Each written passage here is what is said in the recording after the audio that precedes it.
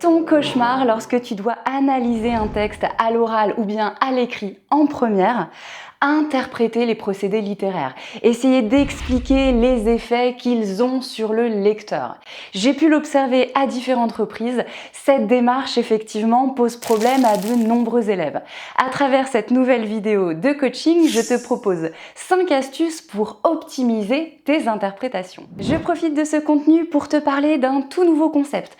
À partir de maintenant, j'organise des masterclass en direct afin de te coacher sur l'oral du bac français, mais aussi sur les épreuves écrites. C'est très facile, tu trouveras le lien en description. Et je te dis à très bientôt pour les masterclass et à tout de suite pour ma vidéo. Tu le connais, ce fameux tableau à remplir pour analyser un texte. Première colonne, citation, un extrait court. Deuxième colonne, procédé, la technique d'écriture associée, type de phrase, figure de style, valeur des temps, etc. Troisième colonne, analyse ou interprétation. Aïe aïe aïe. Pourquoi ce procédé est-il utilisé? Quel effet, quel impact a-t-il? Dans cette vidéo, je t'aide justement à mieux comprendre cette fameuse troisième colonne, souvent si délicate à compléter. Première astuce du jour, je t'invite à retenir quelques analyses types liées à des procédés d'écriture précis. Je vais t'en donner quelques-uns tout de suite. Mais attention, je ne vais pas tout détailler non plus. Je rappelle que j'ai créé une série de vidéos sur les techniques d'écriture et leurs effets. Ici, l'objectif est vraiment d'aller à l'essentiel. Veille bien aussi à t'adapter au texte, ce ne sont que des pistes de réflexion que je propose ici. Je commence par un procédé couteau suisse que tu peux retrouver dans tous les genres littéraires. Le champ lexical, un groupe de 3 mots minimum qui se rapportent au même thème. Il permet de créer une atmosphère, une ambiance particulière. Par exemple, le champ lexical de la nuit peut susciter une sensation de solitude ou d'inquiétude. Le champ lexical peut insister sur un aspect central du texte, renforcer une idée, ou pourquoi pas faire naître un effet de contraste. En opposant deux champs lexicaux, celui de la guerre et de la paix, un auteur peut mettre en évidence un paradoxe ou une opposition. Le vocabulaire mélioratif valorise une idée, un personnage ou une situation pour susciter l'adhésion du lecteur, pour que ce dernier en ait une perception favorable. À l'inverse, un lexique péjoratif altère la perception d'un élément, en souligne les aspects les plus défavorables. Il oriente ainsi le jugement du lecteur vers une appréciation négative. Je m'intéresse maintenant à la ponctuation expressive. La phrase interrogative exprime le doute ou l'hésitation dans le cas d'une réflexion, d'une remise en question de la part d'un personnage, du narrateur ou bien de l'auteur s'il s'adresse à nous directement. Elle peut également interpeller le lecteur ou l'interlocuteur. Elle crée ainsi une interaction, incite à réfléchir, voire à agir. Enfin, elle peut traduire l'étonnement ou l'incrédulité, la stupeur face à une situation inattendue ou absurde qui n'a pas de sens. La question rhétorique est un peu particulière puisqu'il s'agit d'une fausse interrogation. Elle peut exprimer l'indignation ou la provocation. Dans un contexte polémique, elle suggère un reproche, sans l'exprimer directement. Parfois, elle crée un effet d'emphase, autrement dit d'insistance, en mettant en valeur une idée essentielle. Celle-ci gagne en intensité et en force persuasive, ce qui la rend plus marquante. La question rhétorique peut également produire un effet ironique. En formulant une interrogation dont la réponse semble évidente, l'auteur crée un décalage qui tourne en dérision une idée ou un comportement. Ce procédé, tu l'as compris, instaure une complicité avec le lecteur qui perçoit le second degré du propos. La phrase exclamative traduit une vive émotion. À toi de préciser laquelle. La colère, la surprise, le dégoût, la peur, la joie, etc. Elle peut amplifier un propos, renforcer l'impact d'une idée ou d'une impression, générer une mise en relief. Passons à quelques figures de style, et plus précisément ici, celles qui jouent sur la musicalité, les sons. L'allitération, fondée sur la répétition d'une même consonne, peut créer un effet d'harmonie imitative. Je t'invite vraiment à retenir cette expression. Cela signifie que certains sons reflètent la réalité qu'ils évoquent. Par exemple, les sifflantes rappellent parfois le souffle du vent. Les liquides, le M, le N, le L, font penser à la tendresse, à l'harmonie, l'équilibre, la fluidité. Tandis que les gutturales, le que, le gue, le re, renforcent une impression de grossièreté ou de violence. La paronomase, lorsque des mots ont des sons très proches mais un sens différent, peut introduire une sorte de jeu de mots, un double sens, une ambiguïté volontaire assez amusante. On passe aux images. La comparaison enrichit le texte en établissant un parallèle entre deux éléments, rendant ainsi une idée plus visuelle, expressive, accessible. Elle peut renforcer la portée émotionnelle, créer une impression de douceur, d'intensité ou d'étrangeté selon l'image choisie. La métaphore transforme la perception d'un élément en l'assimilant directement à une autre réalité, ce qui en modifie la portée et la signification. Par son pouvoir évocateur, elle peut également donner une dimension poétique, symbolique. La personnification, qui donne des caractéristiques humaines à ce qui ne l'est pas, rend un élément plus expressif, plus vivant. Elle peut instaurer une atmosphère un peu singulière. Par cette mise en mouvement d'un monde inanimé, elle donne une dimension sensible, imagée à certains extraits de texte. Le chiasme crée un effet de symétrie inversée en disposant les éléments en miroir, A, B, B, A. Cette structure attire l'attention du lecteur sur une opposition ou, au contraire, une complémentarité, une fusion. Le parallélisme consiste à répéter une même structure dans plusieurs phrases ou plusieurs propositions. Cette répétition produit un effet d'insistance et de rythme qui met en évidence les ressemblances ou, au contraire, les oppositions entre les éléments concernés, etc.,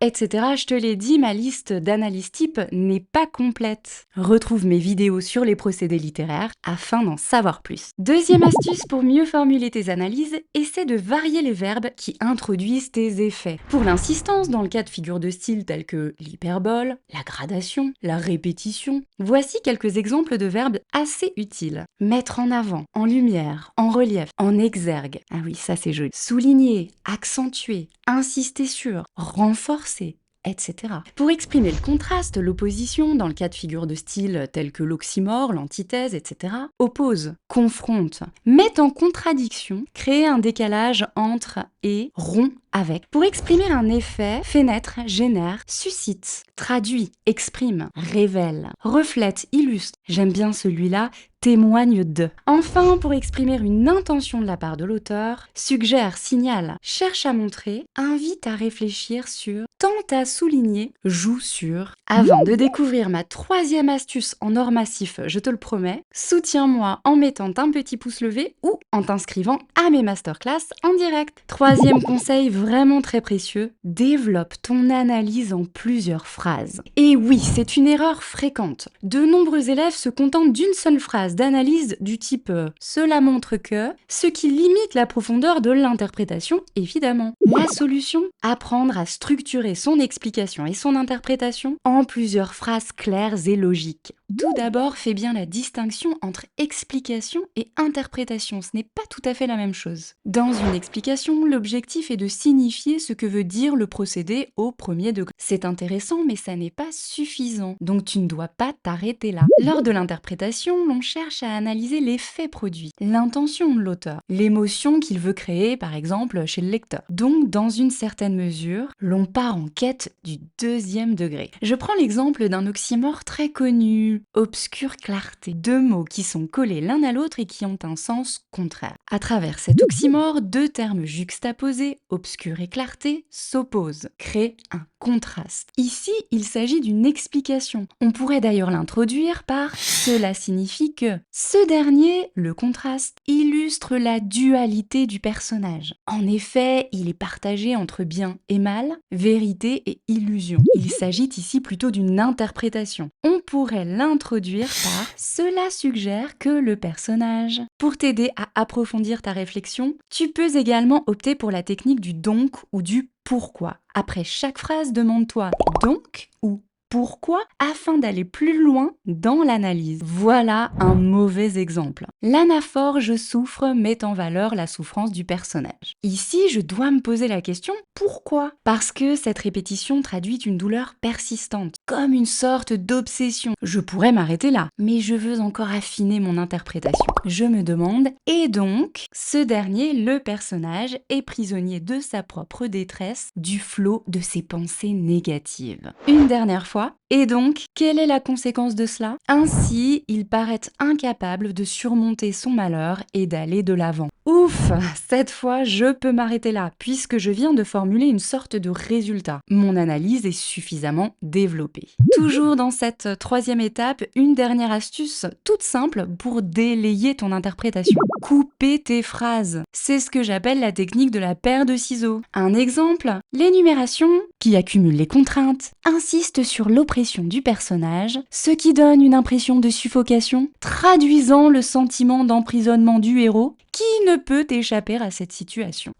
J'ai failli m'étouffer en lisant cette phrase. La méthode de la paire de ciseaux. À la place, je t'invite à écrire plus tôt. En accumulant les contraintes que le personnage subit, l'énumération intensifie l'oppression qu'il éprouve. Point. Chaque élément ajouté renforce cette sensation de suffocation. Point. Ainsi, le lecteur ressent pleinement le poids qui écrase le protagoniste, un synonyme très pratique de personnage que tu peux utiliser aussi dans tes copies. Ce dernier semble prisonnier d'une situation dont il ne peut se libérer. Allez, on passe à la quatrième étape, un conseil qui peut vraiment tout changer, lier un procédé à un autre procédé du texte pour enrichir l'interprétation. Pourquoi cela fonctionne? Car associer deux techniques d'écriture peut permettre de renforcer ou pourquoi pas de nuancer un effet. Allez, un autre mauvais exemple lors d'une analyse d'un extrait de pièce de théâtre. Les silences créent une impression de mystère. Tout d'abord, j'utilise la méthode du pourquoi afin de développer un peu mon analyse.